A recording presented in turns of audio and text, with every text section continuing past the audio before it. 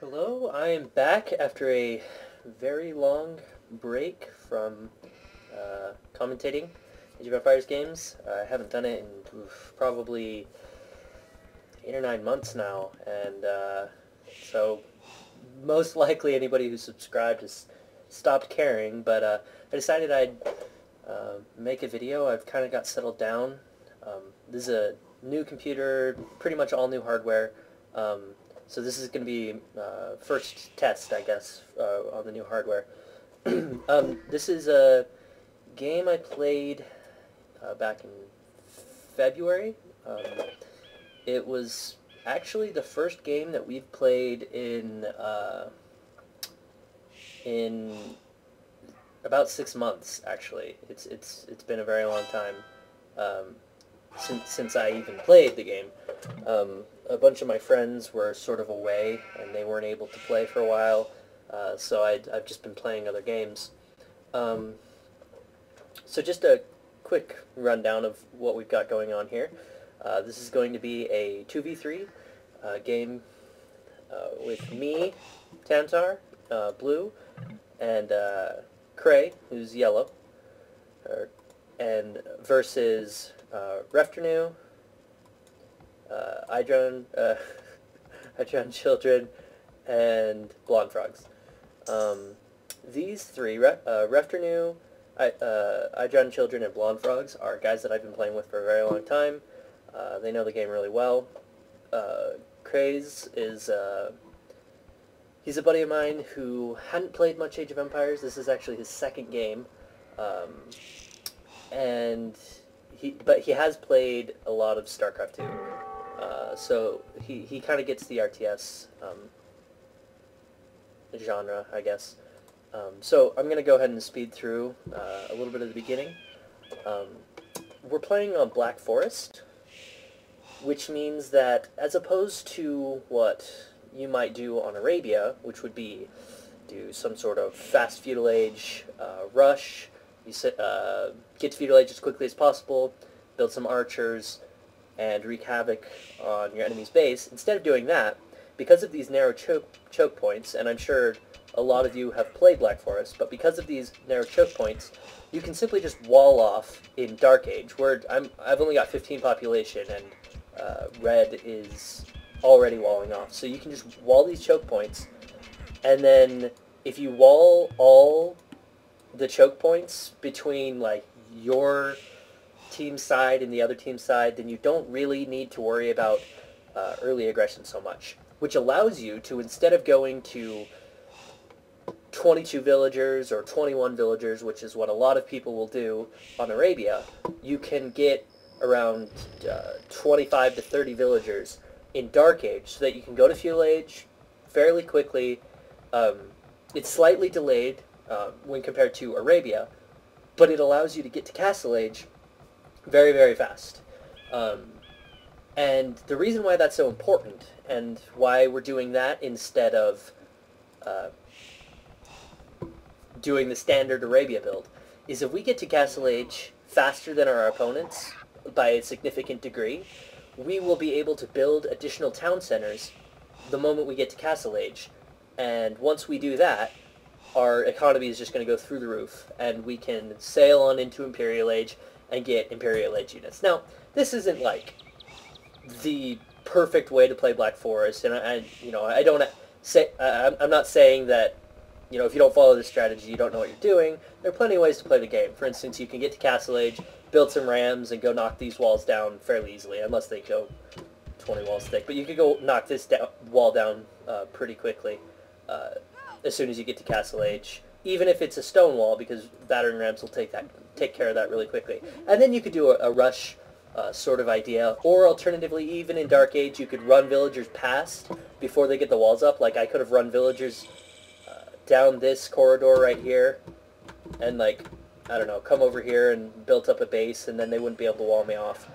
There are a bunch of options you've got on Black Forest, but generally what you want to do is get to Imperial Age as fast as you can. At least this is what we do when we play as friends, because, you've got Arabia for the rush map, so when we're playing on Black Forest, we like to just go for the all-out huge war games, which is why I've got it on fast forward right now, because I want to get to the interesting stuff. You'll notice I'm going to Castle Age right now with 29 population.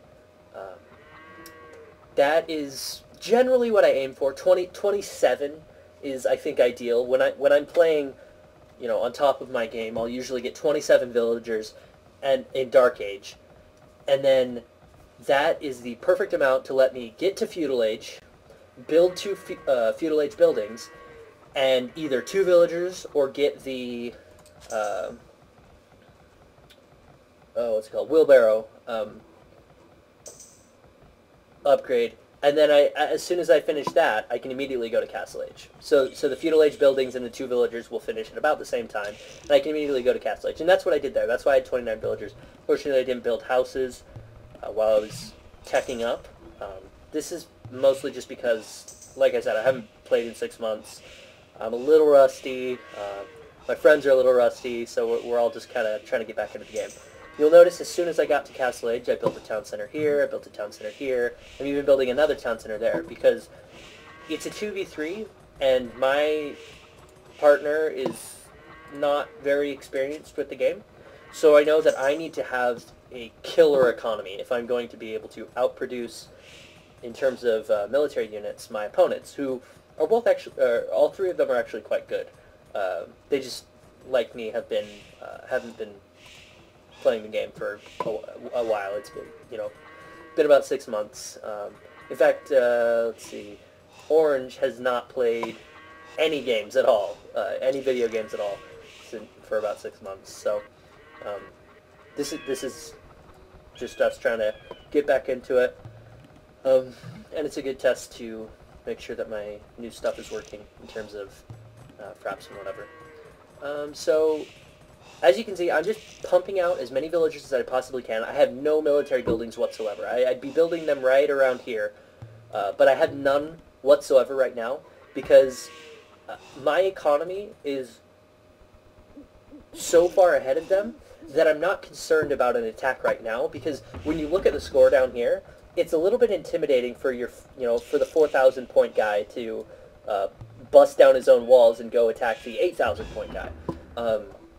So I'm playing to the fact that this is Black Forest, and it's a little bit harder to be aggressive, and I'm playing the intimidation card. Like, I know that it's scary to attack somebody who's got more points than you, where in reality I didn't have any troops whatsoever up until just now. I'm starting to build stuff. So if he had it doesn't actually, oh yeah, these knights, if he had come and knocked down these walls, his own walls, and come attacked me about 2 minutes ago, I could have been in some trouble. I would have been able to fend it off, but he would have been able to do some economic damage before I got up some defensives.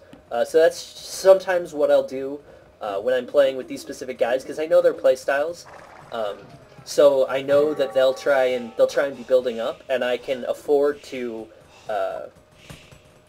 basically just not build military units early.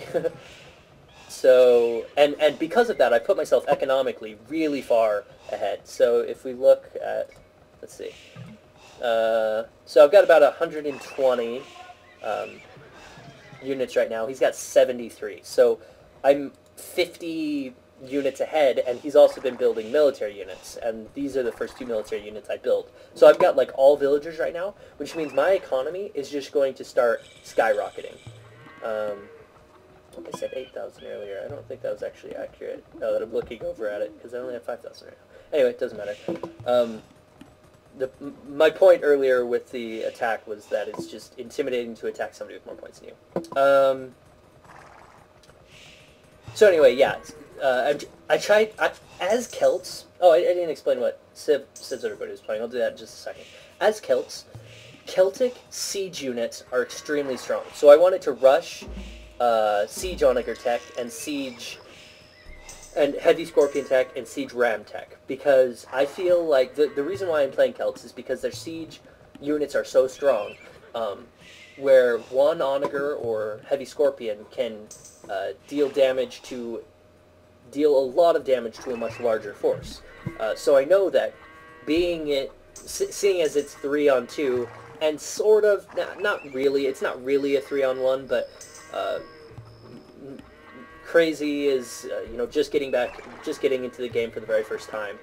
So I was kind of thinking my mindset in the beginning of this game was, hey, it's going to be something around a 3-on-1, and so I want to rush siege tech as fast as possible.